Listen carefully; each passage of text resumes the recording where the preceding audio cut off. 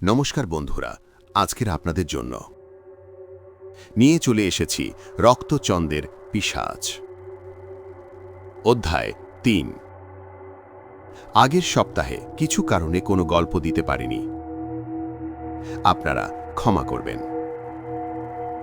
চলুন শুরু করলাম।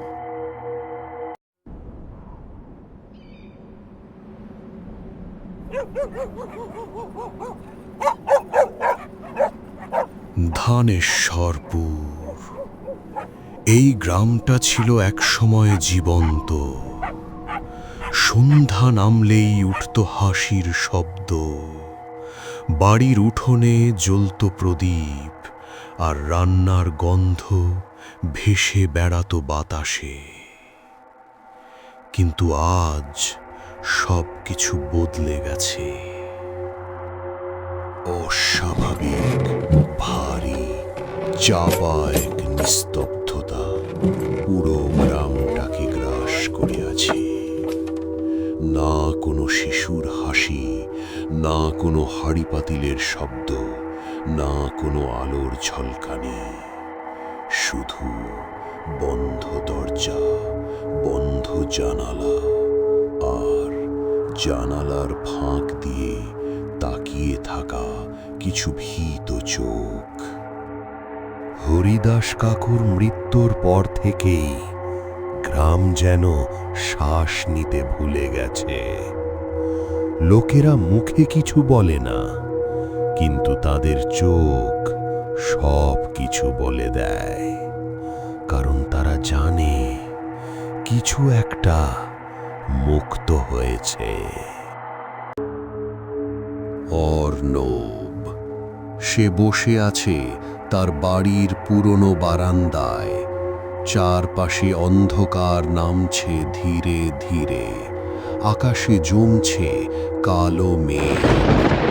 তার চোখ উপরে, কিন্তু সে আকাশ দেখছে না। সে অপেক্ষা করছে। তার মুখে নেই কোনো ভয়, নেই কোনো দ্বিধা, শুধু একটা অস্বাভাবিক শান্তি, যে শান্তি মানুষকে নয়, শিকারীকে মানায়। কিন্তু সেই শান্তির গভীরে কিছু একটা জ্বলছে, একটা অদম্য ক্ষুধা। হঠাৎ অর্ণব চোখ বন্ধ করল। এক মুহূর্তের নীরবতা।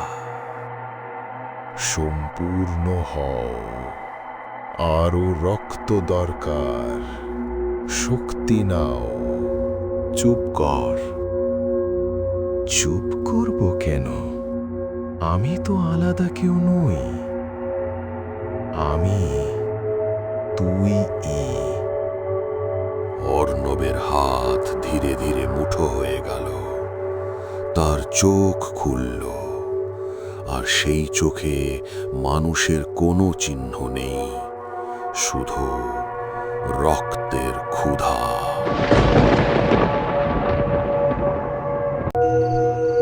রাত, ঘরের ভেতর ঘন অন্ধকার, বাতাস যেন থমকে আছে। অর্ণব দাঁড়িয়ে আছে আয়নার সামনে, চোখ স্থির, নিঃশ্বাস ধীর। হঠাৎ তার প্রতিফলনটা একটু দেরিতে নড়ল। 1 সেকেন্ড, কিন্তু সেই 1 সেকেন্ডই যথেষ্ট। অর্ণবের বুকের ভেতর ধক করে উঠল। সে স্থির হয়ে গেল। তারপর আয়নার ভেতরের অর্ণব ধীরে ধীরে হাসল, একটা ঠান্ডা বিকৃত হাসি। কিন্তু বাস্তব অর্ণবের ঠোঁট নড়েনি। তার গলা শুকিয়ে গেল। সে খুব আস্তে ফিসফিস করল, কে? ঠিক তখনই আয়নার ভেতরে, তার পেছনে একটা অবয়ব ভেসে উঠল ধীরে ধীরে। পোড়া চামড়া, ফেটে যাওয়া মুখ, চোখ দুটো জ্বলছে লাল আগুনে। রুদ্রানন্দ সে সামনে এগিয়ে এলো, কিন্তু শুধু আয়নার ভেতরে।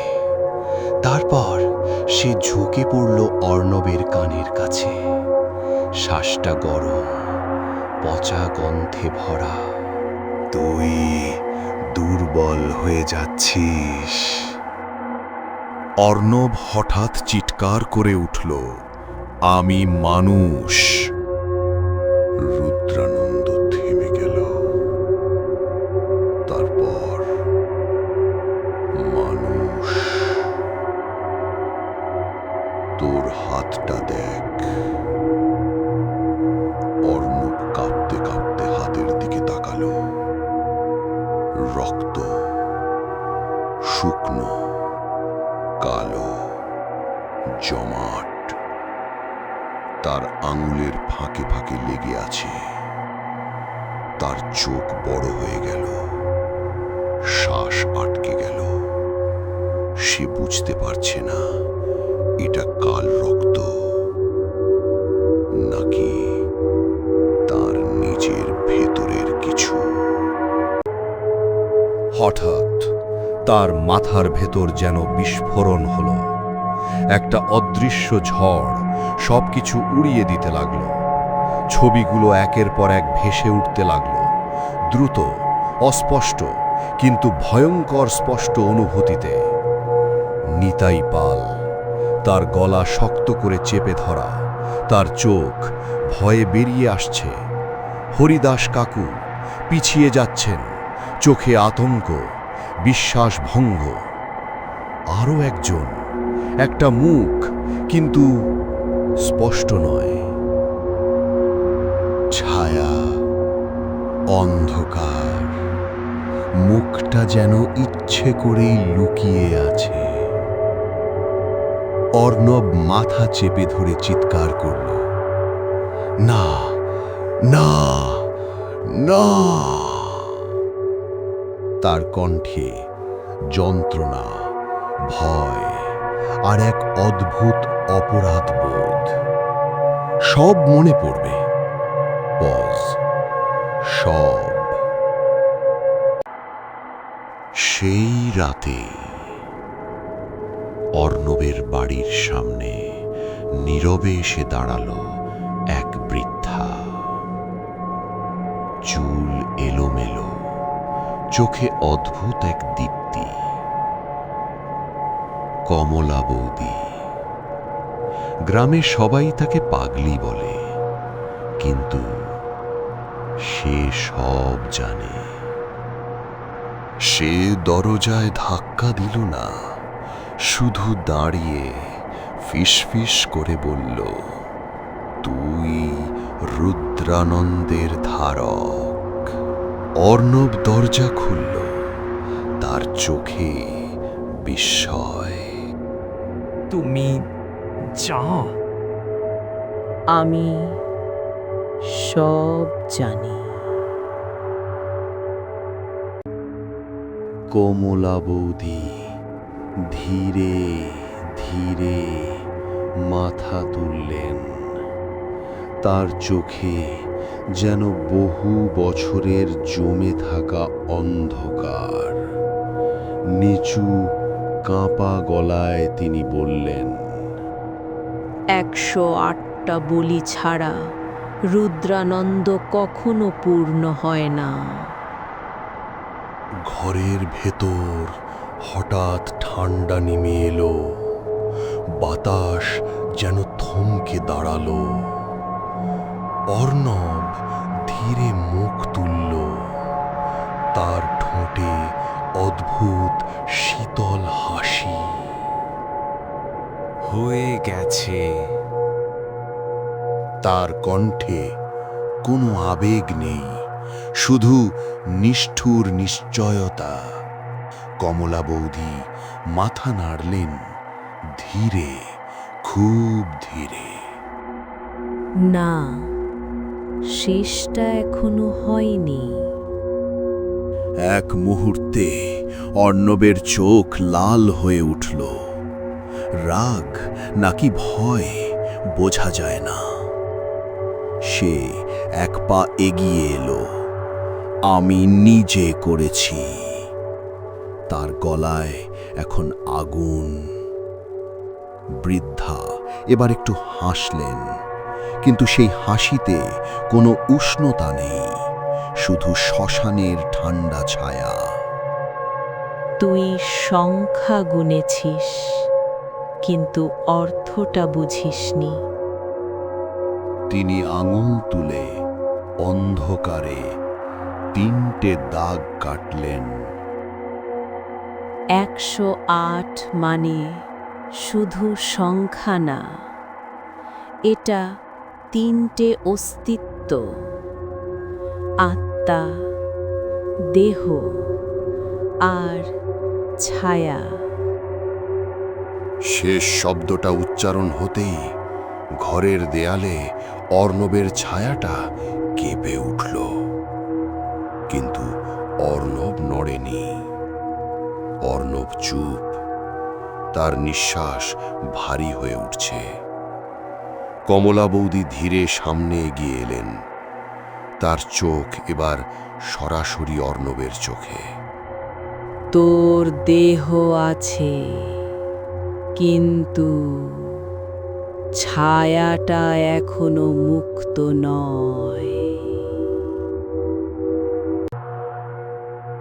সেই রাত আকাশ ধীরে ধীরে লাল হতে লাগলো। চাঁদ উঠল, কিন্তু সাদা নয়, রক্তের মতো লাল।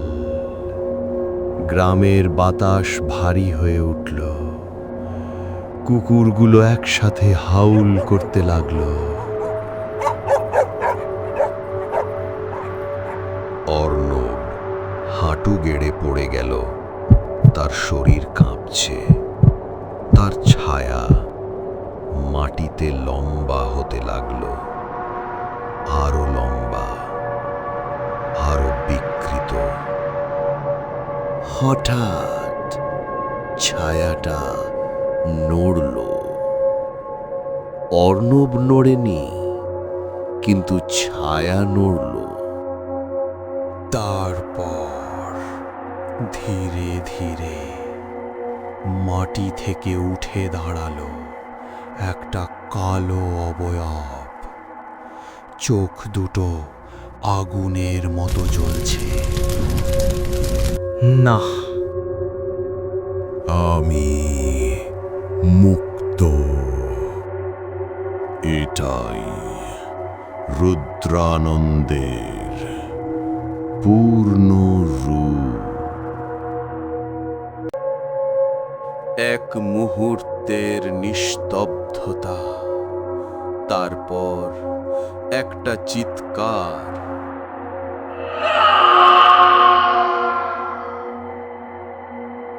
প্রথমবারই রক্ত ছিটকে দরজায় পড়ল। দ্বিতীয়বারই দরজা ভেঙে গেল। তৃতীয়বারই এক শিশুর কান্না থেমে গেল হঠাৎ। রুদ্রানন্দ বিদ্যুৎ গতিতে চলছিল। তার শরীর ধোঁয়ার মতো, কিন্তু স্পর্শ করলে মৃত্যু। অর্ণব মাটিতে পড়ে সব দেখছে, কিন্তু নড়তে পারছে না। হঠাৎ তার মাথার ভেতর সব পরিষ্কার হয়ে গেল। রুদ্রানন্দ তাকে ব্যবহার করছে না, বরং সেই রুদ্রানন্দকে তৈরি করেছে। তার রাগ, তার অহংকার, তার অবিশ্বাস, সব মিলেই এই পিশাচ জন্মেছে। অর্ণব ফিসফিস করল, তুই বাইরে না, তুই আমার ভেতরে। রুদ্রানন্দ হাসল। অবশেষে বুঝলি।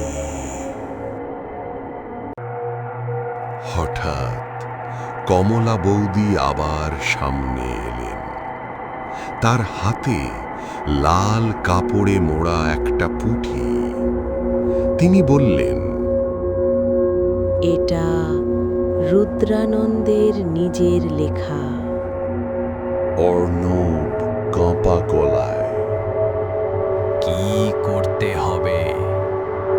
বৃদ্ধা ধীরে বললেন, শেষ বলি যদি নিজে নিজেকে দেয়, তাহলে পিশাচ শেষ।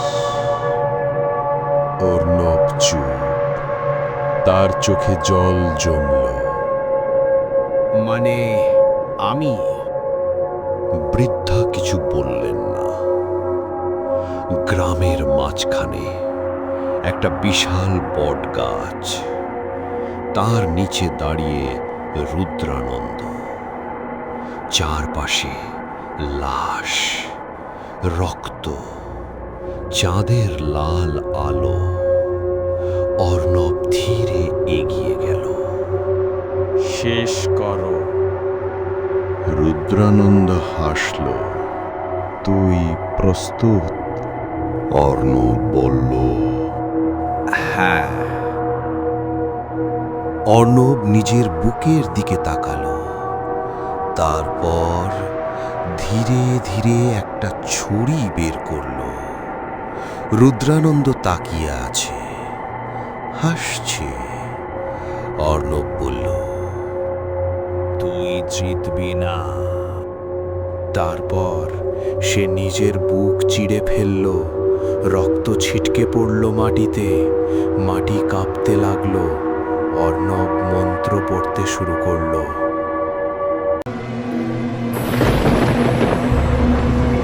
রুদ্রানন্দ থেমে গেল।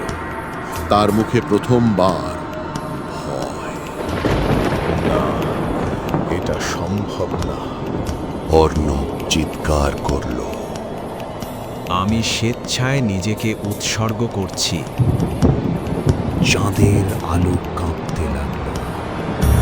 আকাশ কালো হতে শুরু করল। রুদ্রানন্দের শরীর ফেটে যেতে লাগলো। সে চিৎকার করল, আমি অমর।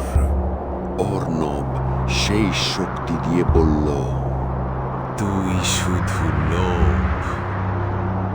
এক বিকট আলো, বজ্রপাত, বটগাছ দ্বিখণ্ডিত, সব কিছু থেমে গেল।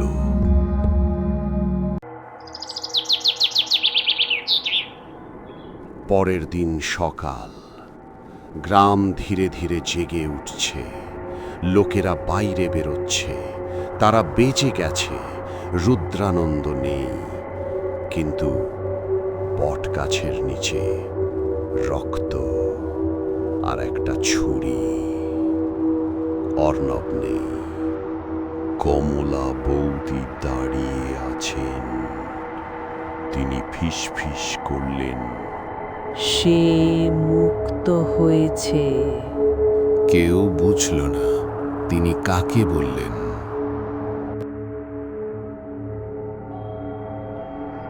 কয়েক মাস পরে কলকাতা শহর, একটা নতুন ইউটিউব চ্যানেল ভাইরাল, নাম রক্তচন্দ্র লাইভ। এক যুবক লাইভে, আজ আমরা যাচ্ছি ভারতের সবচেয়ে ভয়ঙ্কর শ্মশানে। ক্যামেরা ধীরে ধীরে কাছে আসে। তার চোখে হালকা লাল আভা। সে আসে, ধীরে বলে, 108 কখনো শেষ হয় না। স্ক্রিন হঠাৎ গ্লিচ করে। 1 সেকেন্ডের জন্য পেছনে দেখা যায় রুদ্রানন্দ দাঁড়িয়ে আছে। সমাপ্তি নাকি শুরু? অর্ণব কি সত্যিই মারা গেছে, নাকি সে নতুন রূপে ফিরে এসেছে? রুদ্রানন্দ কি শেষ, নাকি এবার সে ছড়িয়ে পড়ছে মানুষের ভিতরে নয়, ডিজিটাল জগতে? গল্পটি ভালো লাগলে ভিডিওটিতে একটি লাইক করুন। এরম আরও ভূতের গল্প শুনতে চ্যানেলটি সাবস্ক্রাইব করুন। আপনি কি ভূতের গল্প শুনতে ভালোবাসেন? তাহলে কমেন্টে ইয়েস লিখে যাবেন। দেখা হচ্ছে নতুন একটি ভিডিওতে নতুন একটি গল্প নিয়ে।